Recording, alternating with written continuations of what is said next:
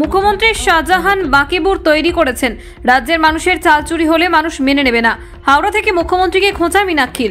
শনিবার দক্ষিণ হাওড়ার জগাছা মৌখালী এলাকাতে দলীয় অনুষ্ঠানে উপস্থিত হয়ে মুখ্যমন্ত্রীকে খোঁচা দিলেন সিপিএম পশ্চিমবঙ্গ রাজ্য সম্পাদিকা মীনাক্ষী মুখোপাধ্যায়। তিনি বলেন, শাহজাহানকে খুঁজে না পাওয়া গেলে তার জবাবদিহি রাজ্যের পুলিশ মন্ত্রী মমতা বন্দ্যোপাধ্যায় করবেন। উনি রাজ্যের শাহজাহান বাকিবুর পার্থ চট্টোপাধ্যায় তৈরি করেছেন। তবে রাজ্যের মানুষ চাল চুরি হলে মানুষ ছেড়ে কথা বলবে না। শাহজাহান কোথায় আছে সেটা পুলিশ মন্ত্রী বলতে পারবেন। আমরা সেই রাজনীতি করি যেখানে কেউ ভিন্ন আচরণ করলে তাকে দল থেকে বেরিয়ে যাওয়ার রাস্তা দেখিয়ে দিই। যাব যে আমরা কোনো জোটের মধ্যে নেই, কংগ্রেস একলা চলবে।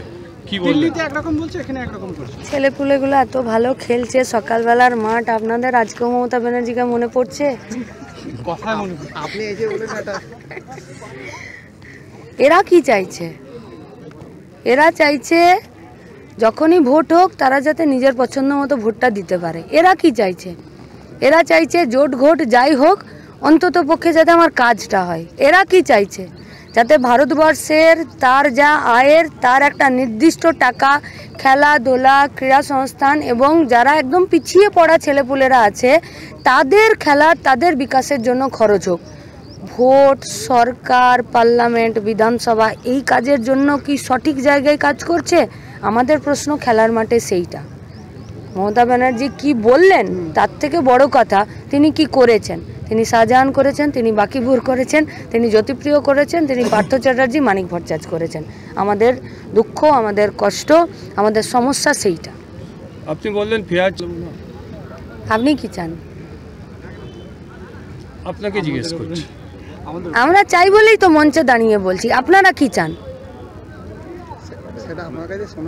আমি তো মঞ্চে বলেছি আমরা ফেয়ার চান্স চাই। আপনারা কি চাইছেন? মনে করুন না, আজকে আমরা সাংবাদিক, আপনাদের কাছে প্রশ্ন করতে চাইছি রক্ত মাংসের একজন মানুষ হিসাবে। যদি আপনি আমি দুজনেই ফেয়ার চান্স চাই, কারো বাবার মুরদ নেই ফেয়ার চান্স আটকে দেবে। শুধু চাইতে হবে আমাদেরকে সবাইকে একসাথে। বাংলায় এই যে বলছে যে একলা লড়ব, এটাকে কিভাবে দেখছেন আপনারা? তার পলিসি, তার নীতি, তার সংস্কৃতি, সে তার নিজের লাইন ঠিক করবে। কিন্তু কারো সংস্কৃতি যদি চাল চুরি হয় সেটা পশ্চিমবঙ্গের মানুষ মেনে নেবে না। দিদি, শাহজাহানকে এখনো খুঁজে পাওয়া গেল? পুলিশ মন্ত্রী মমতা ব্যানার্জি, আমি নই। জবাব ওকে দিতে হবে কেন পাওয়া যাচ্ছে না। আপনার কি মনে হয় শাহজাহান কোথায় আছে? বাংলাতেই রয়েছে? বাবা, আমি কি করে জানবো?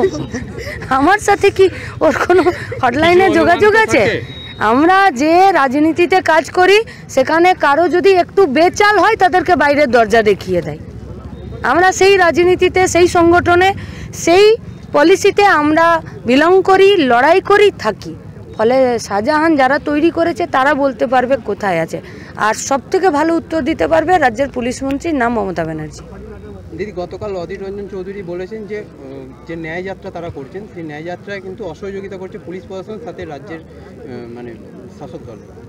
উচিত করা উচিত নয়। ঠিক আছে।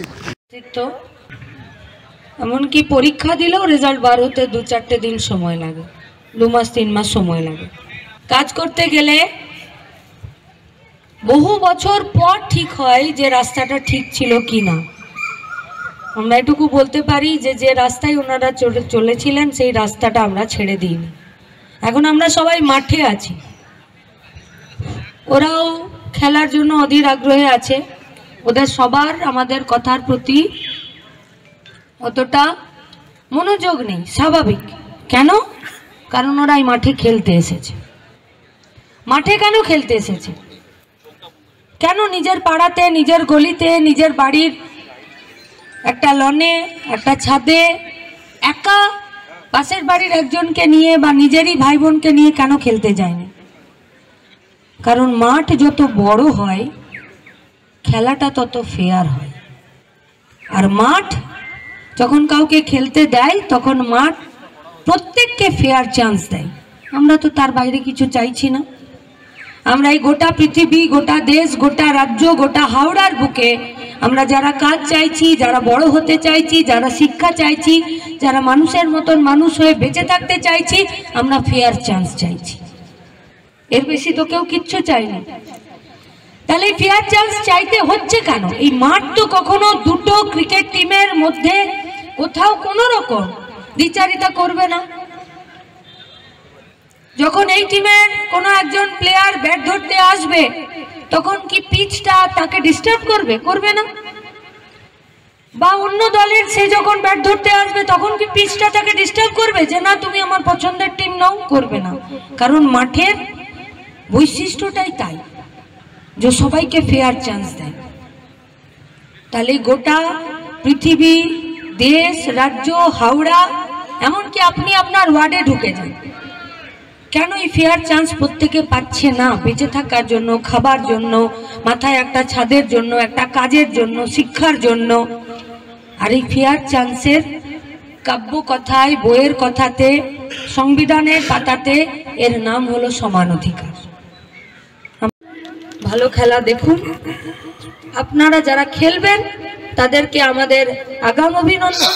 দুরন্ত খেলুন, ফেয়ার চান্স নিয়ে খেলুন, যাতে গোটা এই মাঠের চারপাশে আজকে যারা বসে থাকবে তারা যাতে দুটো দলেরই প্রত্যেকটা প্লেয়ারের জন্য চিৎকার করতে থাকে যে ভালো খেলা দেখিয়েছে।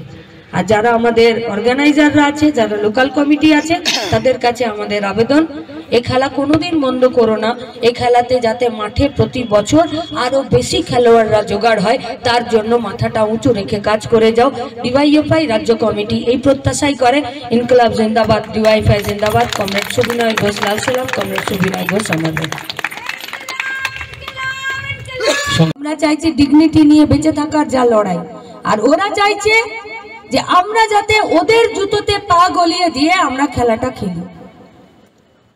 এই যে অগ্নিপথের নতুন সিনেমাটা দেখেছেন কিনা আমরা জানি না, ঋত্বিক রোশন আর ঋষি কাপুরের।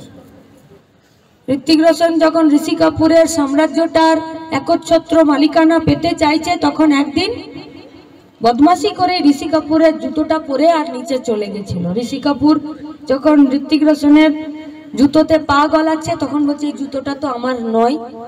কেন বলছে? কারণ ওই জুতোতে যদি ও পা গলিয়ে চলতে চায় তাহলে ও পড়ে যাবে, তাই ওর জুতো এটা নয়। ও যখন ডাকলো তো বললো যে ওই ঋত্বিক রোশন ওর জুতোটা পরে ফেলেছে, তো ওই জুতোটা ওকে ফেরত দিয়ে যেতে হবে। তাই অন্যের জুতোতে পা গলিয়ে দিয়ে অন্যের মাঠে খেলতে গেলে হেরে যেতে হবে।